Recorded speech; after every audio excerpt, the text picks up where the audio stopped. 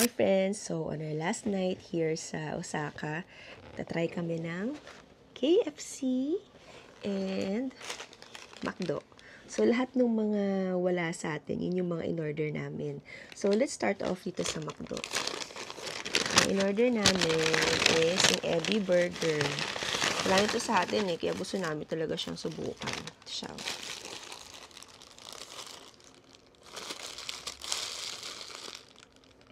Yan, Ebi Burger.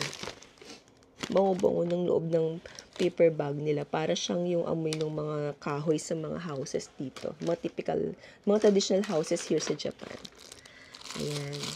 So, tikman lang muna natin. So, muna tayo. Ito siya. Ayan. Let's taste.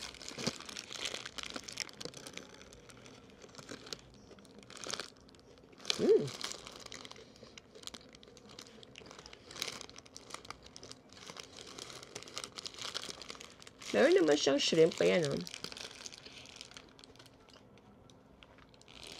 Kita ba? Ayan, shrimp. Yung texture, nakakagat ko na. Yung texture ng shrimp.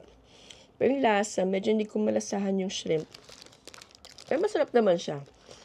Parang bagay siya sa burger. Ayan, meron akong ditong director. Pakita ko din yung loob. Pero pinakita ko na kaya. Ayan, gano'n. Yan. Kita naman, no? Ang sarap siya. Honestly. Pag medyo umay na kayo sa lasa ng beef burger, you can switch to this. Masarap siya. Actually, ang McDo dito, meron silang filet of fish.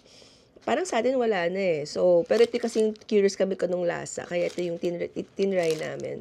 First time to try Ebi Burger ng McDo in Japan.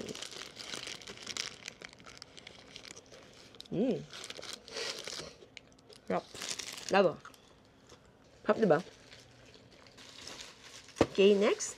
Let's open our KFC. Ang ganda ng packaging. Napakita ko sa inyo kung ano itsura niya pag-open.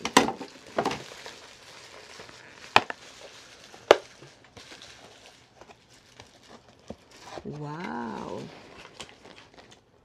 May kasamang fries and let's see anong next na kasama. Oh, chicken. Ayun. May rice na pala. Ay, walang rice. Anong kasama nitong isa? Ah, okay. Dalawang chicken pala siya. This one is the original flavor. And you also order the spicy. Yan, spicy na chicken. Sige, let's taste yung original. Kasi lasa rin ba siya ng original sa atin. Ito yung original. Let's see kung kalasa ba siya ng chicken sa atin. Kumuha lang konti kasi para sa san talaga namin yung original na chicken.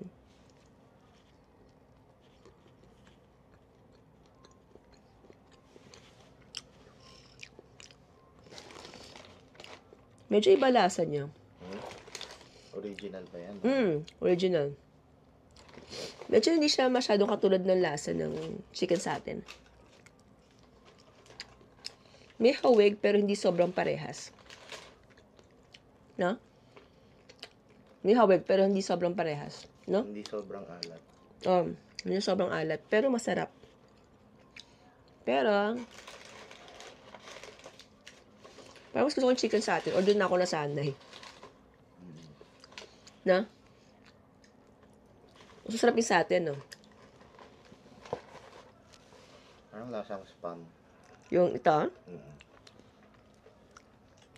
Para lasang spam daw. Actually, para siyang lasang spam. Hindi siya lasa ng KFC sa atin. Let's try the hot and crispy.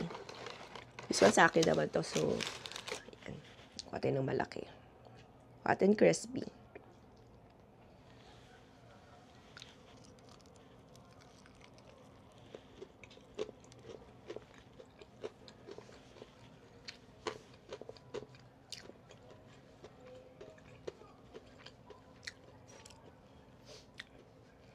Super anghang. Manghang talaga siya. Maanghang siya. Pero masarap. Hindi siya tulad ng hot and crispy sa atin eh. Sa atin kasing hot and crispy sa atin is crispy talaga. Yung balat. Ewan ko lang kung dahil na-deliver siya or something. Kasi pinadeliver namin to eh. So, di ko sure kung dahil doon kasi hindi siya super bagong luto dahil may, ano yun, hindi siya fresh from the frying pan. Pero, mas gusto ko yung hot and crispy sa atin.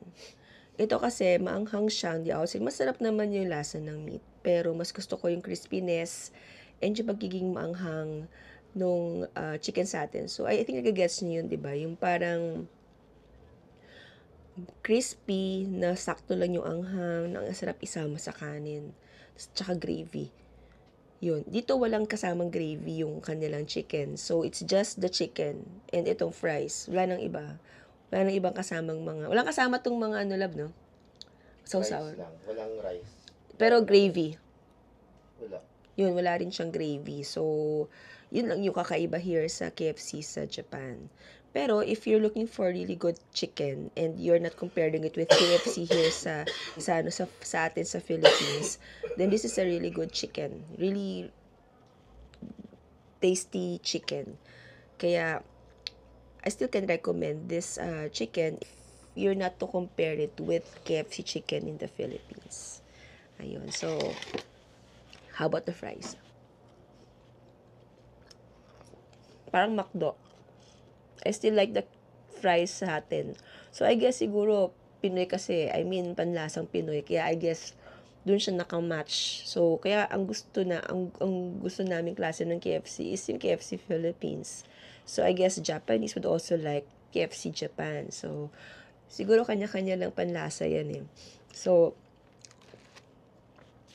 I guess recommend itong KFC chicken here. But, if I were asked kung what KFC I would prefer, I would still prefer yung KFC chicken natin sa Philippines. So, yun lang ang aking take on KFC Japan. And of course, yung McDo na Ebi Burger. Yun, super nice talaga. Sana magkaroon din ng ganun sa atin sa Philippines. Masarap siya. It's a good alternative from the beef burger. Sarap. Sarap.